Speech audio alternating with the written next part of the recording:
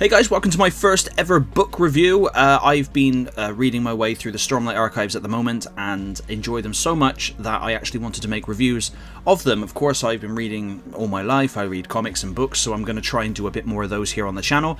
But The Way of Kings, you can buy it in a massive, like 1,200 page hardback book, which is about yay thick, or you can buy it in two 600 page-ish pieces. The cost is pretty much exactly the same. I prefer reading them like this because I don't really like bending the back too much if I can help it.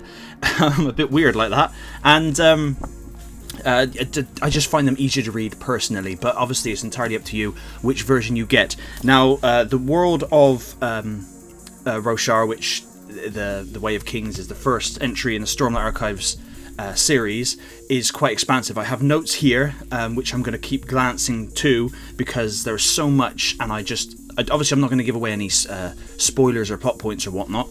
I've just finished the second book, which is The Way of Kings, which again is just as massive, and I'm currently I'm halfway through the Edge Dancer novella, which is only about 200 odd pages long, so I'll have that finished by tomorrow, and then I'll have a review up for Words of Radiance, which is the second book, and Edge Dancer, which is the novella third book, but not the third book. Oathbringer is the third book, but I'll get to that one eventually.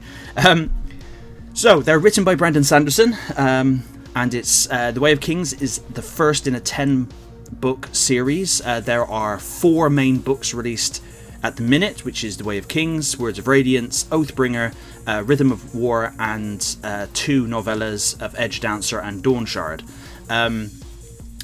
The 5th book is due out next year in 2023, which is why I'm glad I've got onto it now, because it's nearly halfway through its entire run, but every 2 to 3 years is when one of these books comes out, so you have plenty of time to get on and get involved, because I personally think that one day these are going to be either really epic films or really epic TV series, hopefully, and if they do them right, and not Game of Thrones it up.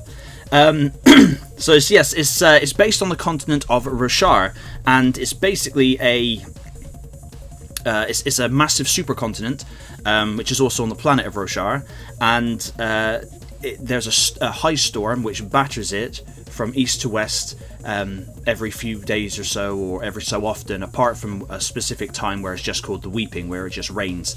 The high storms are storms you do not want to be out in, as you imagine the worst hurricanes possible. That's pretty much what they are. They will just kill you if you're out in it.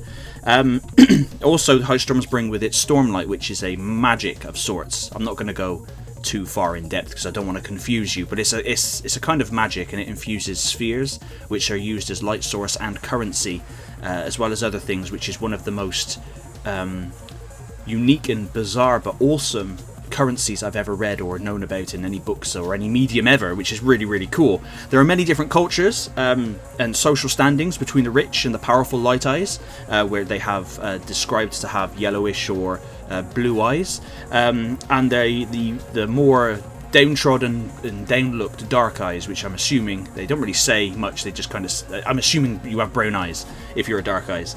There's different races like the Alethi, the Viden, the Thaylen, the Horn-Eaters, the Herdasians, and a non-human race known as the Proshendi. Now, the Proshendi are a very interesting race of humanoids.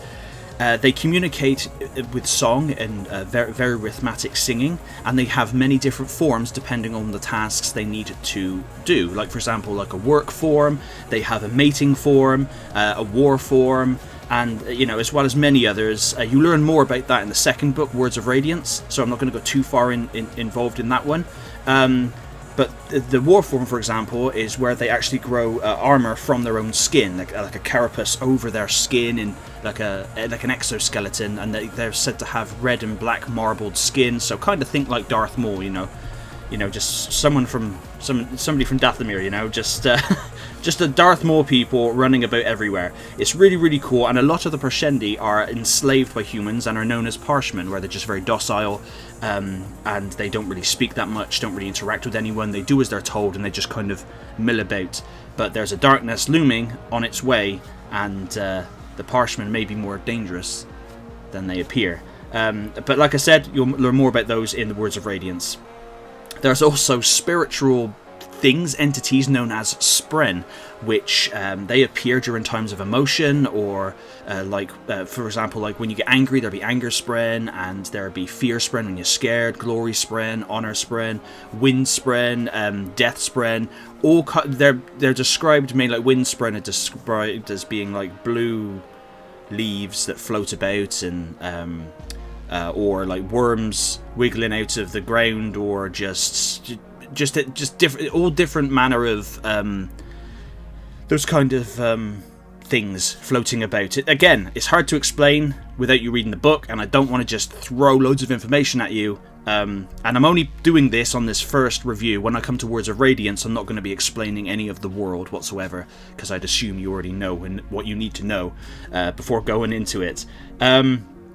Like I said, with the magic of the Stormlight, there's soul casting and surge binding, and like I said, the Stormlight from the High Storms is collected within spheres, and the surge binders and people who can use this magic, they can absorb, they can breathe in, the Stormlight, and it gives them power, but it does run out. It's not like they have infinite magic. They have to have access to Stormlight in order to use their abilities, and it helps them, heal and jump far, or fly even, or create illusions, or just all manner of different things. One more thing that I'll mention before I, go into the actual story of the Way of the Kings, is the Knights Radiant and the Shard Plates and Shard Blades. Now, these are really cool. The Knights Radiant were awesome warriors that could use...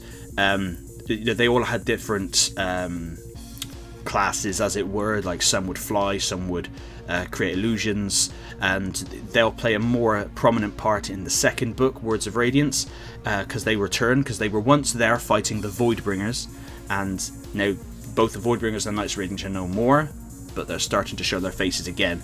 But what's really, really cool is the Shard Plate and the Shard Blades, which are magical armor and magical swords.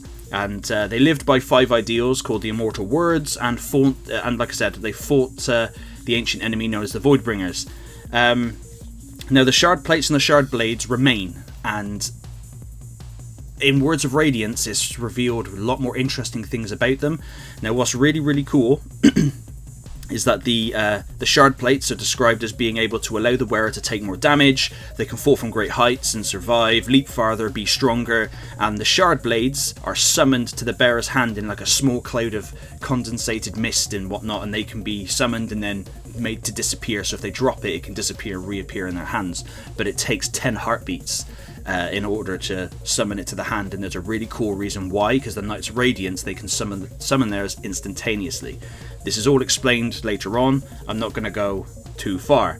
But when the Shard Blades cut through, so if it cuts through your neck, it doesn't sever your head, but it severs your soul, so your eyes will burn and turn to ash. If it cuts through your arm will just go limp and black and dead.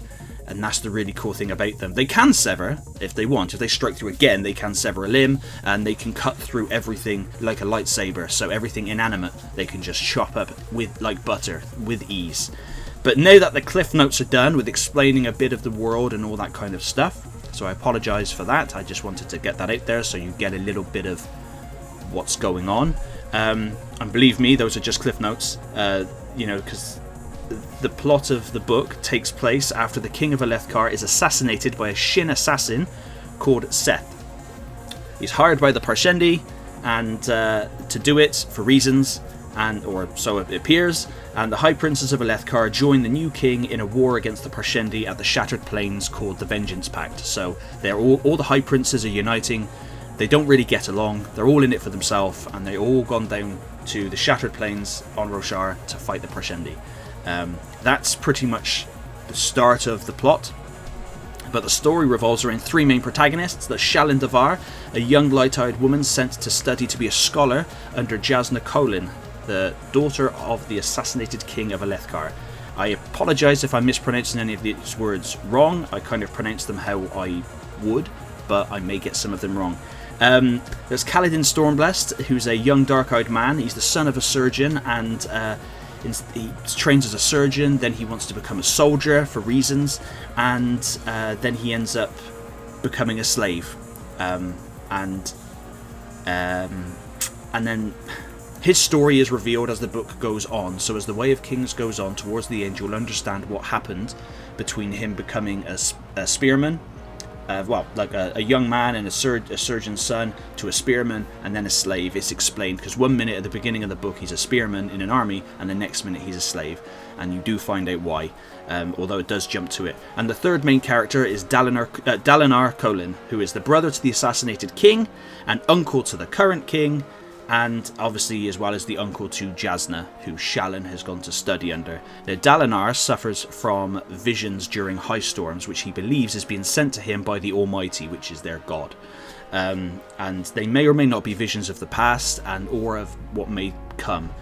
Now, Shallan has less of a part to play in the first book, but believe me when I say in the second book her story is amazing, and it takes her from a very nervous and abused young woman to someone strong, powerful, and standing up for herself and knowing what she wants. But her part in the Way of Kings is quite small. Interesting, and it does get very interesting, but it is very small. Caledon is more the main protagonist in the Way of Kings. His journey to Bridge 4 and using his military training to turn his bridge team into a tightly trained unit is a great one, as well as his growing relationship with a special spren called Syl, and more is revealed about her in the Words of Radiance.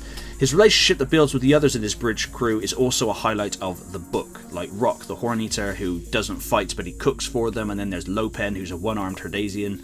He's pretty funny. Now, Bridge 4 is basically there's a high prince called Sideus, who on the Shattered Plains you imagine just loads of rock towers which have flat tops, and they travel across those tops, and underneath is chasms, and in those chasms are chasm fiends, and if you get trapped there during a high storm you're gonna die from flash floods and all that kind of stuff. Now what Sideus has is men carrying bridges, like large wooden bridges, so that the army can move across these Shattered Plains to fight the Prescendi. The Prescendi can leap across these caverns, which is pretty cool because they've developed the ability to be able to do that, and it just gets really, really interesting from there. Now, Dalinar his quest is to unite them. He's being told, and the messages he's been given is to unite them, and his relationship with his two sons, Adolin and Renarin, is strained by the fact that everyone thinks that Dalinar is going insane, that these visions he's just being delusional and just crazy, and Adolin wants him to step down, and Renarin is just very timid and very meek, so he's just kind of on his father's side. And even though Dalinar wants to do the right thing, he sometimes often does. He can be referred to as a tyrant. We haven't seen too much of that yet, but he's not a bad guy. But when I say tyrant, he's not a bad guy by any means. He's just someone who always does the right thing. But even though he's the uncle of the king, he's pretty much running the kingdom himself. And Adolin and Renarin's roles become greater in the Way of Kings, in the Words of Radiance, the second book, which is pretty awesome. But all in all, the Way of Kings is the first fantasy novel that's really got me invested in its world and its characters and the character building and how well it's written in a long time. They are large books. The Way of Kings is a large book, like I said, at around 1,200 pages. But it's such a good damn book. It's very, very good. The world building is done amazingly, as Brandon gives you enough information at the right time. He doesn't bombard you with information, kind of like what I did at the beginning of this video. The past of Caledon, like I said, is drifted through the book, so don't worry if you get confused, like within 1 minute being a soldier and then being a slave. Info about Shallan and Dalinar is also given at times, but Shallan's is fleshed out in the second book, and I'm assuming, I haven't read it yet, but Dalinar's is fleshed out in the third book, Oathbringer. That's what I'm guessing. But as it goes on, it's like pieces of a puzzle. They just get put into place, and you're like, oh yes, it makes sense, that's awesome. And the interactions between the characters feel very natural, and there are some really funny moments. And trust me when I say, even if obviously because The Way of Kings is the first book in the series, so it is slower than Words of Radiance, but Words of Radiance is phenomenal. I literally just finished it, so I will be uploading my video for that one hopefully next week and talking about that one. But yeah, Stormlight Archives are some of the best books in fantasy out there at the minute, in my opinion. I come across them on TikTok, on Instagram, that people say, if you like this, you should like this, and I'm glad I did, because he also has many other books which I've got and I'm going to read, read through and review as well. But The Way of Kings is a damn good book, and definitely just one you should pick up. It's got illustrations in there of the creatures within it, because the creatures are like shell-based, crustacean-based, which is pretty cool. There are horses and there are other animals in there, but a lot of them are described as being like crustaceans, for example. But it does have a map in the books, which are pretty important. So the shattered plains they're fighting on are down here, so you do get you get all kinds of artwork and all that in the books, which is really, really cool. But yeah, highly recommend The Way of Kings. It's such a damn good book, and yes, it's daunting because obviously I bought them in 2 parts with all of them, and together it is about yay thick. They are chunky books, but they are very, very well written. But thank you very much for watching this review of The Way of Kings. I hope it's helped you out in some form or fashion, and hopefully my next book review for the Words of Radiance will be a lot shorter, because I don't have to explain any cliff notes of the land or the way of the thing. I've left a lot out because there's a lot to get your teeth into with these books, but I hope this has helped you out in some form. But thank you very much for watching, and I'll catch you on the next one.